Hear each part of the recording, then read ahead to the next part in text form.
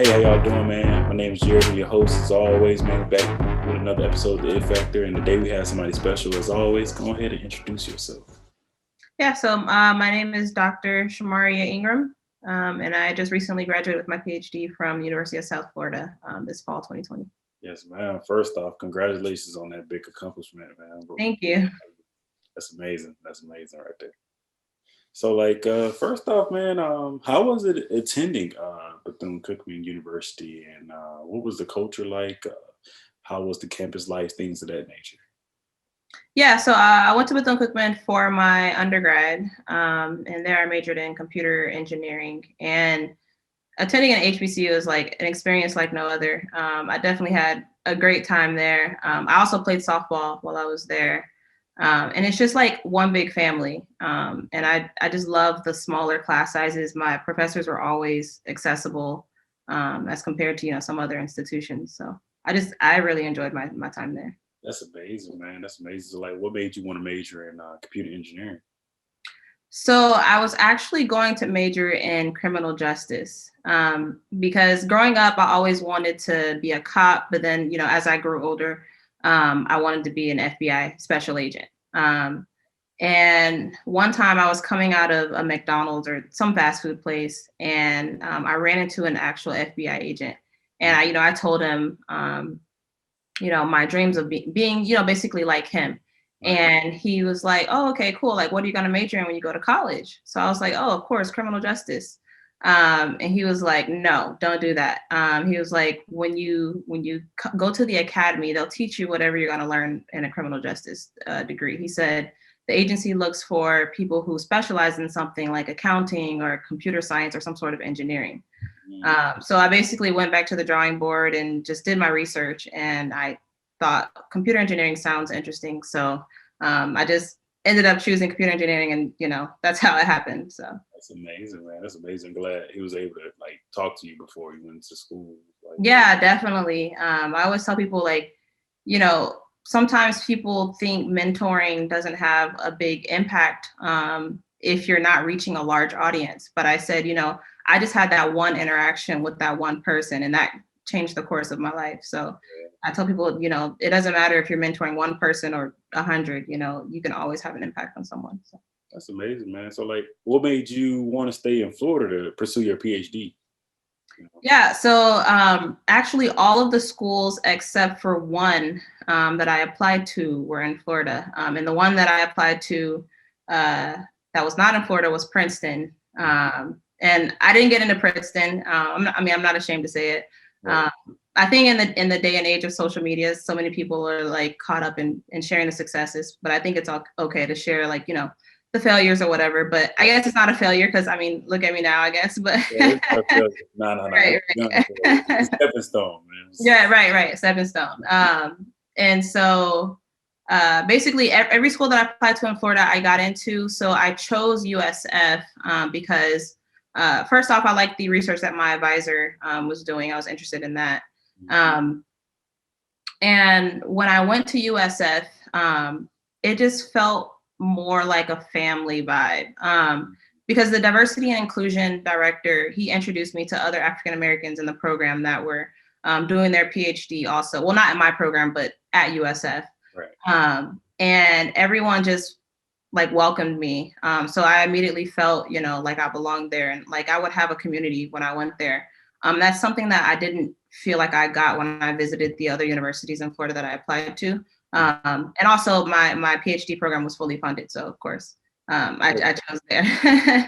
That's amazing, man. I would say that's amazing because going through the schools, a lot of us look for sometimes the name of the school or what's going on. But the fact that you focus on let me see how family gonna be here. I need some support, and also Right.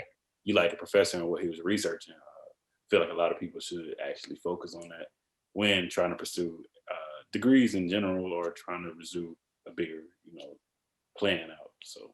Right. Yeah. Mm-hmm. It's amazing. So man, how was it pursuing your PhD, man, at USF? How was it? It was hard. So it was definitely challenging because well, for one reason, coming from an HBCU and then going to a PWI it was a big culture shock. I went from being, one of many Black people in my class to the only Black person in all of my classes. So that was definitely a culture shock for me, and it was kind of challenging. Also, when you go to a bigger a bigger PWI and people are like, oh, where did you go for undergrad? And you're like, oh, I went to Bethune-Cookman University, and they're like, what's that? And so that was something that, it's like, hey, Bethune-Cookman is just as good as, any other university. And so I definitely kind of faced a little bit of imposter syndrome, and feeling like, okay, maybe I don't belong here, but it was definitely some hurdles. But overall, it was a good experience. It was definitely challenging at sometimes, because, when you're trying to publish papers for a PhD, and you might get rejections. That's definitely hard, and then you don't see the light at the end of the tunnel. But then one day your paper gets accepted, and then it's like everything changes. And so it was a mixture of good times and bad times at USF. Okay, cool, man. But I'm glad that you was able to persevere, man, through that.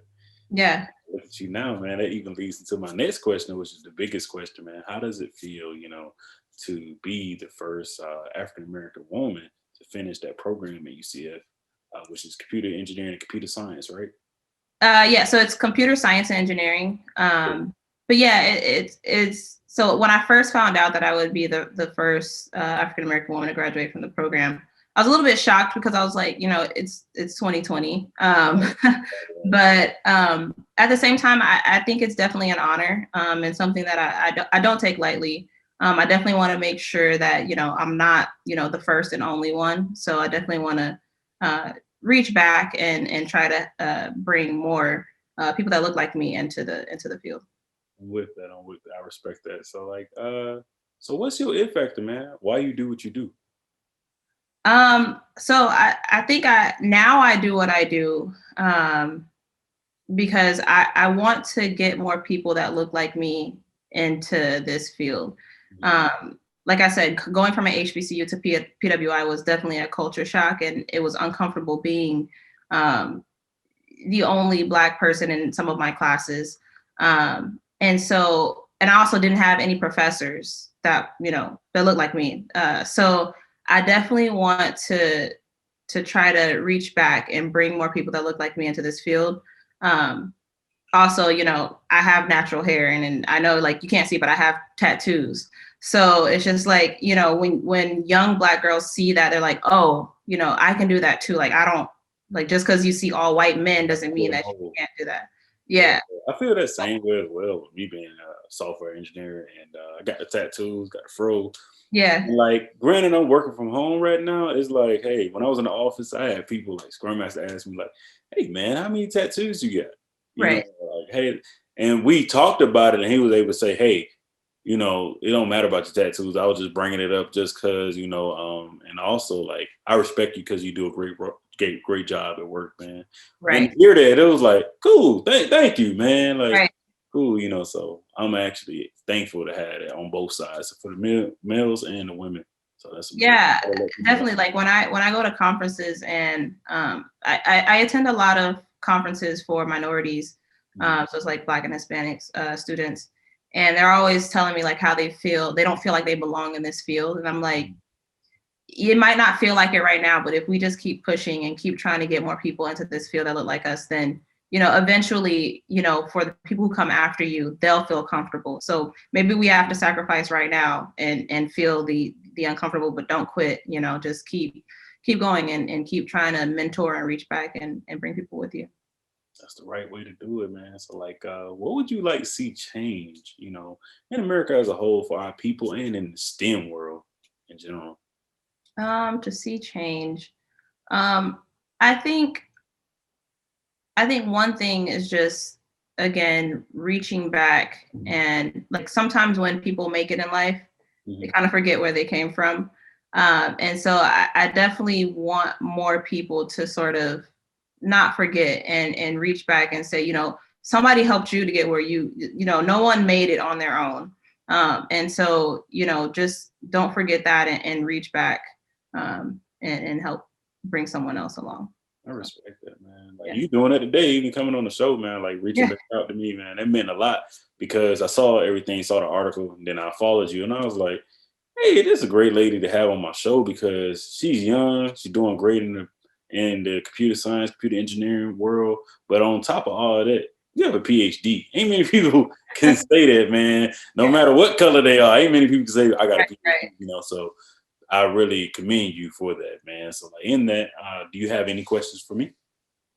No, I don't. I don't have any questions for you. I know you mentioned that. Well, I guess maybe I do. You mentioned that you were a software engineer. So I guess what got you into the to computer science or To engineering? be honest, man, I went to a small school. I'm from Fort Valley, Georgia. I went to small school down there, and in the school we had a STEM program. Once I got to high school, I played sports, played football, and after the season, we would go on trips, and we went to NASA. I think we went to Auburn, and I saw people that looked like me. And I was like, I asked a couple students, like, "Hey, man, what y'all do? You know, like, what do you do?" Dude was like, well, I do computer science or I do computer engineering. I was like, is black people doing this? I'm like, okay, let me research it. Let me research. I went back home and once we took that trip to NASA, I went twice and I was just like, man, like this is amazing. Like, let me see what I can do. And that found them on to my freshman year of starting at Clark Atlanta University and kind of getting that computer science. I was in the computer engineering program as well, dual major. And I was just like, man, what can I do like to get better at these classes? So I'm like, man, learning stuff, doing things like that. And as time went, my grades started going up. And that year, I was the first freshman probably hired. I worked at NASA, man, for the Nice. first semester.